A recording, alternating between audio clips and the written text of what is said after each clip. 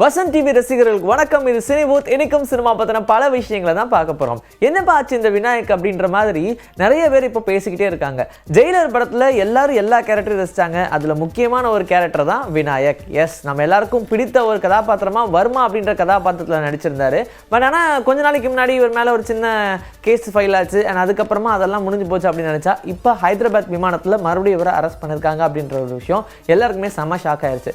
ஆக்சுவலாக பார்த்தோம்னா இவர் கோவாக்கு கிளம்பி போயிட்டு இருந்திருக்காரு போல. அண்ட் அந்த டைம்ல அங்க இருக்கக்கூடிய ஒரு ஊழியரோட இவருக்கு வாக்குவாதம் ஏற்பட்டிருக்கு. அது கைகலப்பு வரைக்கும் போச்சு அப்படின்னு சொல்றாங்க. பட் அது எந்த அளவுக்கு உண்மை அப்படின்னு தெரியல. பட் ஆனா அந்த ஒரு விஷயத்துக்கு அப்புறமா எல்லாரும் அவர் வச்சு இன்வெஸ்டிகேஷன் பண்ணிருக்காங்க போல. அண்ட் அதோடைய முடிவில் அவரை அரெஸ்டும் பண்ணிருக்காங்க.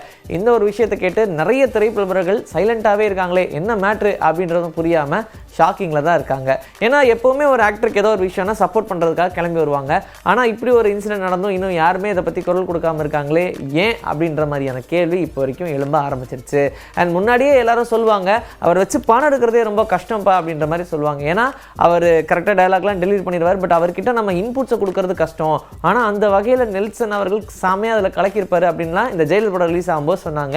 அண்ட் அவருடைய வசனமும் சரி, அவருடைய நடிப்பும் சரி தனித்துவமாக இந்த திரைப்படத்தில் பார்க்கப்பட்டுச்சு. அண்ட் அடுத்ததாக ஏதாவது திரைப்படம் பண்ணுவார் அப்படின்னு பார்த்தா எதுவுமே பண்ணாமல் ஸ்ட்ரைட்டாக அவரோட வீட்டிலே தான் உட்காந்துருந்தார். அண்ட் அதே மாதிரி எந்தெந்த இடத்துக்குலாம் போகணுமோ அங்கெல்லாம் போயிட்டு வந்துட்டு இருந்தார். படங்கள் எதுவுமே பெருசாக பண்ணல. மேபி படங்கள்லாம் பெருசாக பண்ணியிருந்தா அதில் அவர் பிஸியாக இருப்பாரோ, இந்த பிரச்சனை வந்திருக்காதோ அப்படின்ற மாதிரி தான் பேசிக்கிறாங்க. சல்மான் கான், அமிதாப் பச்சன் எல்லாத்தையும் ஓவர் டேக் பண்ணிக்கு போயிட்டு இருக்காரு யார் நம்ம தளபதி விஜய் அப்படின்ற மாதிரி தான் இருக்கு. என்னன்னா வசூல் அப்படின்னும் போது ஒரு படம் ரிலீஸ் ஆனதுக்கப்புறம் அந்த படத்துடைய வசூல் எந்த அளவுக்கு வருது அப்படின்றத கால்குலேட் பண்ணுவாங்க. அண்ட் அதுக்கப்புறமா அந்த எண்ட் ஆஃப்ல பாக்ஸ் ஆஃபீஸ் ஹிட் அப்படின்ற மாதிரி சொல்லுவாங்க. ஸோ இப்படிலாம் இருக்கும்போது இவங்க சம்பாதிக்கிற பணத்தை இவங்க டாக்ஸாக செலுத்துறாங்க இல்லையா, அதுலேயும் யார் அதிகமாக டாக்ஸ் செலுத்தியிருக்காங்க அப்படின்னு நம்ம பார்த்தோம்னா சல்மான் கானை பற்றி சொல்லணும். என்னன்னா 71 கோடி ரூபாய் வந்து டாக்ஸ் செலுத்தியிருக்காரா. அதே அமிதாப் பச்சன் எடுத்துக்கிட்டோம்னா அவர் 75 crores அதை வந்து டாக்ஸாக செலுத்தியிருக்காரு. இப்போ நம்ம தளபதி விஜய்க்கு வருவோம். இவர் தான் ஹைட்டு அப்படின்ற மாதிரி 80 crores இவர் வந்து செலுத்தியிருக்காரா டாக்ஸா. ஸோ இப்போ வரைக்கும் வருமான வரித்துறையில் 80 கோடி ரூபாய் வரைக்கும் செலுத்தக்கூடிய ஒரு நடிகராக விஜய் அவர்கள் எல்லாரையும் ஓவர் டேக் பண்ணி வந்து நின்றுட்டு இருக்காரு அப்படின்ற மாதிரி சொல்கிறாங்க. அண்ட் அடுத்தடுத்த பட்டியலில் நிறைய பேர் இருந்தாலும் இப்போ ஆட் ஆன இருக்காருப்பா தளபதி விஜய் அவர்கள் அப்படின்ற மாதிரி தான் இந்த வருஷத்தை கட்டிருக்காரு. ஏன்னா போன வருஷம் ரிலீஸ் ஆன படங்கள்லாம் ஹிட்டு லியோவா சொல்லவா வேணும், என்ன அளவுக்கு ஒரு ஹிட் அடிச்சது. அண்ட் அதே மாதிரி இப்போவும் படம் ரிலீஸ் ஆகி கோட்டும் கலக்கிக்கிட்டு இருக்கு. ஸோ இந்த நிலையில் இவ்வளோ பணம் செலுத்த தானே வேணும். ஏன்னா வாரிசுன்ற ஒரு படம் ரிலீஸ் ஆச்சு இல்லையா, அதையும் நம்ம நோட் பண்ணோம் இல்லையா, அதுலேருந்து தான் அவருக்கு சம்பளம் ரொம்ப பீக் ஆச்சு.